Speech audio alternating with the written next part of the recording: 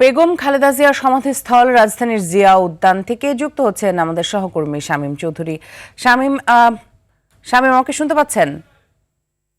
শামীম, সমাধিস্থলে কি আজও শ্রদ্ধা জানাতে আসা মানুষের ভিড় আছে? কেমন দেখছেন অবস্থা?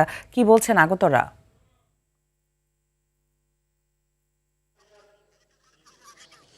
জি মিতু, আপনি যেমনটা দেখছেন যে সকালে এখানে university teachers association of Bangladesh ইউটিউবের নেতৃবৃন্দরা এসেছিলেন এবং তারা এসে এখানে বেগম খালেদা জিয়ার কবরে ফুলেল শ্রদ্ধা জানিয়ে গেছেন। পাশাপাশি শহীদ রাষ্ট্রপতি জিয়াউর রহমানের কবরেও তারা ফুলের শ্রদ্ধা জানিয়ে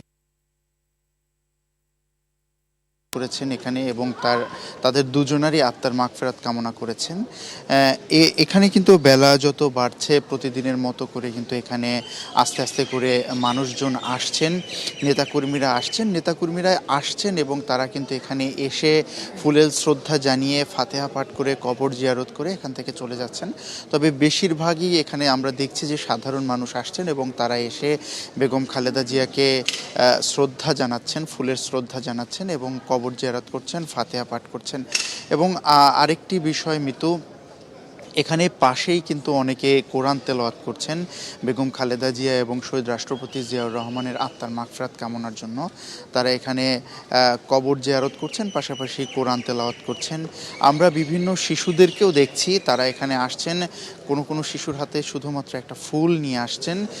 আমরা তাদের অভিভাবকদের সঙ্গে কথা বলেছিলাম, তারা জানিয়েছে যে বেগম খালেদা জিয়া এবং শহীদ রাষ্ট্রপতি জিয়াউর রহমান সম্পর্কে জানতে এবং তাদের সম্পর্কে এই শিশুদেরকে জানাতে, তাদের প্রতি ধারণা সৃষ্টি করতে এখানে এই শিশুদেরকে নিয়ে আসা হয়েছে।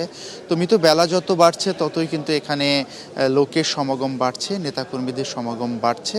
আমরা পরবর্তী সংবাদে আপনাকে আরও আপডেট জানিয়ে দিতে পারবো এখান থেকে। ধন্যবাদ আপনাকে।